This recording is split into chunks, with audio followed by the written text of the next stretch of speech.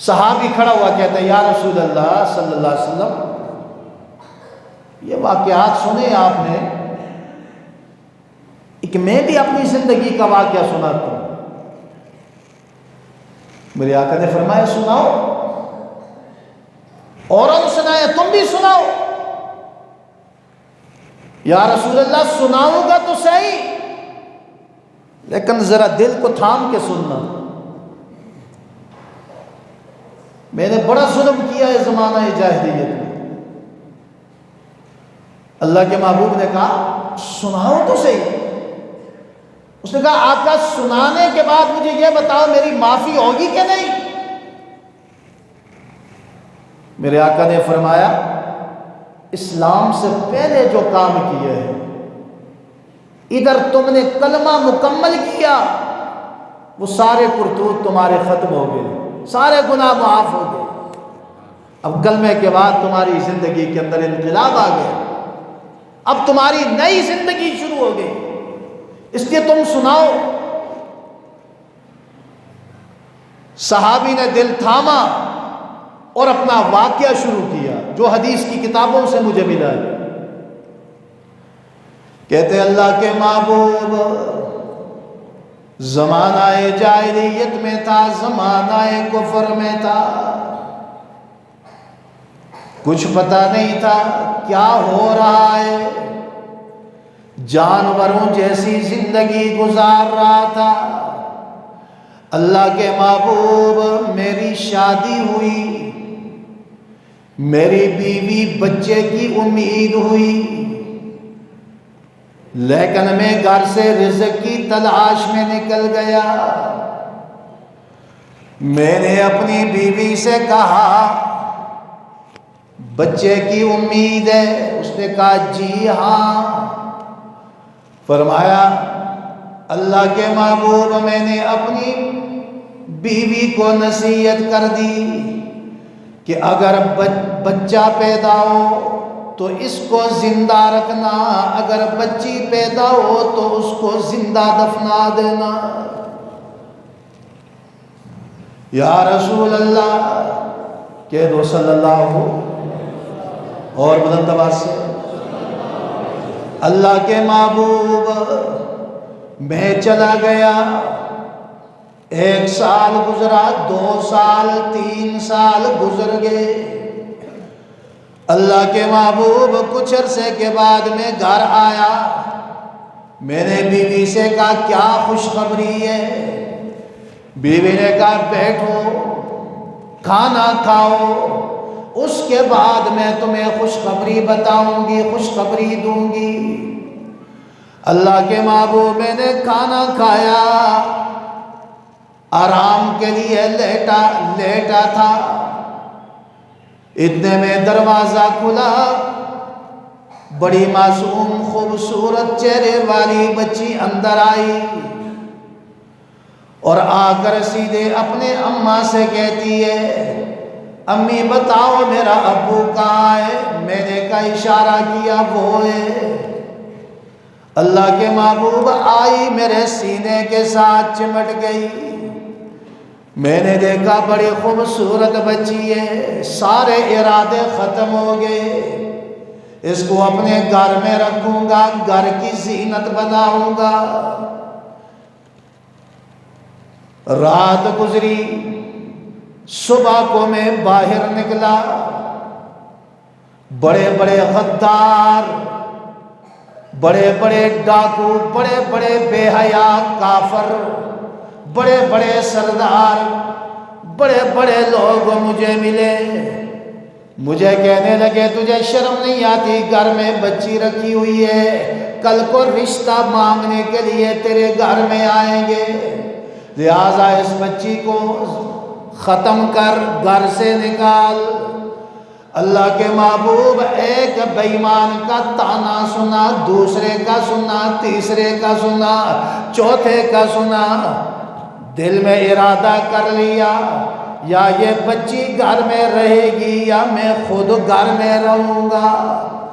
اللہ کے محبوب میں گھر آیا، اپنا ارادہ تبدیل کر لیا، میں نے بیوی سے کہا یا یہ بچی گھر میں رہے گی یا میں گھر میں رہوں گا۔ اس نے کہا نہ کرو یہ ارادہ تبدیل نہ کرو، بے شک یہ لوگ لگے رہے، ان کی باتوں کے اندر نہ آؤ۔ اللہ کے محبوب میں نے پکا ارادہ کر لیا بچی کو گھر سے نکالنا ہے۔ فرمایا میں نے اپنی بیوی سے کہا جب نصف رات ہو جائے اس کو میں اپنے ساتھ لے جاؤں گا۔ ماں ہوتی ہے، ماں سمجھ گئی کہ آج بیٹی مجھ سے جدا ہونے لگی ہے، اپنی بیٹی کو کہا کھانا کھلایا، کھانا کھلانے کے بعد پہلے چارپائی پہ سلایا کرتی تھی، آج اس نے اپنی گود کے اندر سلایا۔ بیٹی کہتی ہے اماں جان میری امی مجھے چارپائی پہ سلاؤ۔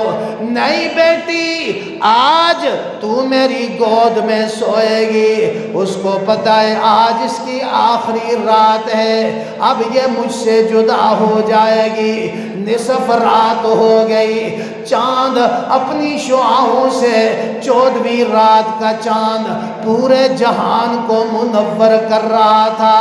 اللہ کے محبوب میں نے اپنی بیٹی کو اٹھایا، سامان بھی لیا، کھدائی کا سامان بھی لے لیا، رسیاں بھی لے لی، سب کچھ لے کر اپنی بیٹی کو کندھے پہ بٹھایا اور جنگل کی طرف نکل گیا۔ اللہ کے محبوب میں نے سارا سفر طے کیا، بیابان جنگل آیا، چاند اپنی شعاعیں دے رہا ہے، پورا جہان منور ہے۔ میں نے اپنی بیٹی کو بٹھایا اور کہا بیٹا تو یہاں پہ بیٹھ، میں اپنے کام میں مصروف ہوتا ہوں۔ میں نے گڑھا کھودنا شروع کر دیا، پورا گڑھا تیار ہوا، میں گڑھے سے اوپر آیا، اوپر گڑھے کے دہانے پہ بیٹھا تو وہ معصوم بچی میرے پاس آئی، کہتی ابا جان رات کو کیوں تم نے کھدائی کا کام شروع کر لیا، رات کو تم نے گڑھا کیوں کھودا؟ فرمایا کہ اللہ کے محبوب اس کی معصوم باتیں میں سن رہا ہوں، لیکن میرے اوپر سکتہ طاری ہے، مجھے کچھ سمجھ نہیں آتی۔ اللہ کے محبوب وہ معصوم بچی نے میرا پسینہ دیکھا، میں پسینے کے اندر شرابور تھا، اس نے اپنا دوپٹہ اتارا، اپنے معصوم ہاتھوں سے میرے پسینے کو صاف کرنے لگ گئی، پسینہ صاف ہو رہا ہے، مجھے کہہ رہی ہے تمہیں تکلیف ہوئی۔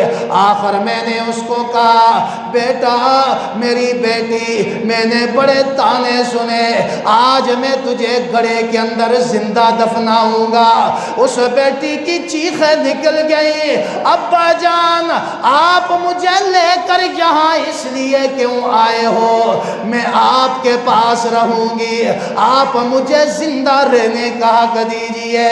آخر وہ چیخو پکار کر رہی تھی، میں نے اس کو بالوں سے پکڑ کر گڑھے کے اندر رکھا، مٹی ڈالنا شروع کر دی، مٹی ڈالتے ڈالتے وہ چیخو پکار کر رہی ہے۔ اللہ کے محبوب اس کی چیخو پکار آسمان کی بلندیوں کو چھو رہی ہے۔ آخر میں نے مٹی ڈالتے ڈالتے اس کے گلے تک مٹی میں نے ڈالی، آخری چیخ اس نے ماری، اس نے کہا ابا جان میں ساری زندگی تیرے پاس رہوں گی، کبھی تجھ سے کھانا نہیں مانگوں گی، ساری زندگی تیرے پاس رہوں گی، کبھی تجھ سے پینا نہیں مانگوں گی، اور میرے ابا جان میں ساری زندگی تیرے پاس رہوں گی، کبھی تجھ سے چوڑیوں کا مطالبہ نہیں کروں گی، کبھی تجھ سے کپڑے نہیں مانگوں گی۔ گی، میں محلے سے روٹیاں جمع کر کے کھا لوں گی، ان سے میں کپڑے لے کے پہن لوں گی، مجھے زندہ نہ دفنا۔ اللہ کے محبوب بھی زاروں قطار رو رہے ہیں، صحابہ بھی رو رہے ہیں۔ اللہ کے محبوب نے فرمایا پھر کیا ہوا؟ اس نے کہا اللہ کے محبوب آخری ایک پتھر اٹھایا، میں نے اس کے اوپر رکھا، اس کو چیخوں سمیت میں نے زمین کے اندر دفن کر دیا۔ اللہ کے محبوب کہتے ہیں بس بس آگے بیان نہ کر، قریب ہے کہ محمد کا جگر پھٹ جائے۔ صحابہ کہنے لگے اللہ کے محبوب اس کو سزا دی جائے۔ اللہ کے محبوب نے فرمایا اس سے پہلے تو نے جو کر لیا تھا وہ ہو گیا، آج کے بعد میں نے تو یہ اعلان کر کے کہہ دیا ہے کہ جس کے گھر میں بچی پیدا ہو اس کی پرورش کر کے اس کو شریعت کے مطابق اس کی رخصتی کرے گا، قیامت کے دن میرے ساتھ اس طرح کھڑا ہوگا جس طرح میری یہ دو انگلیاں۔